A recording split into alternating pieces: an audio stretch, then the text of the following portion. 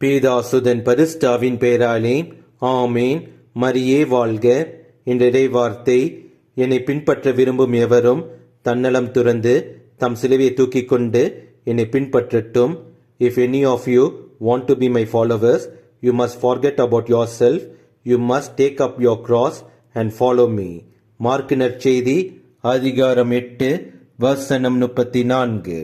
நம் வாழ்வில் நம்மை அன்பு செய்பவர்களிடம் நாம் எவ்வாறு நடந்து கொள்கிறோம் என்று முதலில் சிந்தித்து பார்க்க வேண்டும்.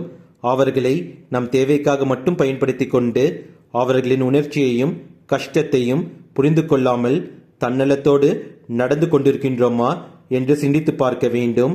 இந்த தன்னலத்தை நம் கடவுள் இயேசு கிறிஸ்து மிகவும் வெறுக்கின்றார். இந்த தன்னலத்தையும் சுயநலத்தையும் விட்டுவிட்டு நம் கடவுள் இயேசு கிறிஸ்துவுக்கு பிடித்த விதமாக நாம் பிறரின் கஷ்டத்தை புரிந்து கொண்டு அவர்களுக்கு ஆறுதலையும் அன்பையையும் கொடுக்கும் மறு கிறிஸ்துவாக வாழ வேண்டும். பிறரிடம் நன்மையையும் செல்வத்தையும் அன்பையும் பெரும் தன்னலத்தோடு வாழும் மக்களாக மட்டும் இல்லாமல் நம் கடவுள் இயேசு கிறிஸ்துவை போல பிறருக்கு அன்பையையும் நன்மையையும் செல்வத்தையும் பகிர்ந்து வாழும் மக்களாக இருக்க வேண்டும். இதுவே நம் கடவுள் இயேசு கிறிஸ்துவை வாழ்வில் பின்பற்றும் வழியாகும். இயேசுவுக்கே புகழ். மரியே வாழ்க. ஆமேன். வியாகுல மாமரியே, ஜகத்தின் மாதாவே, சிலுவையின் அடியினிலே சிந்தை நொந்தழுதாயோ. வியாகுல மாமரியே, ஜகத்தின் மாதாவே, சிலுவையின் அடியினிலே சிந்தை நொந்தழுதாயோ.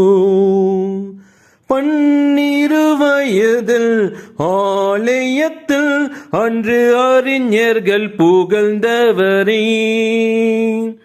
12 வயதில் ஆலயத்தில் அன்று அறிஞர்கள் புகழ்ந்தவரே.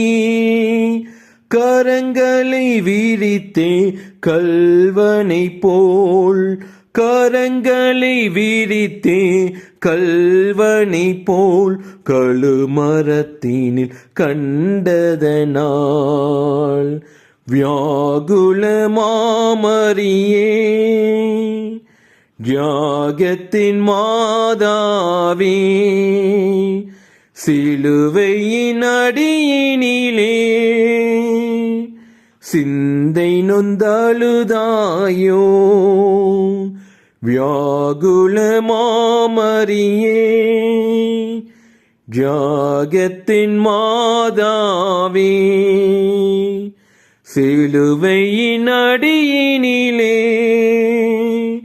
சிந்தை நொந்தழுதாயோ.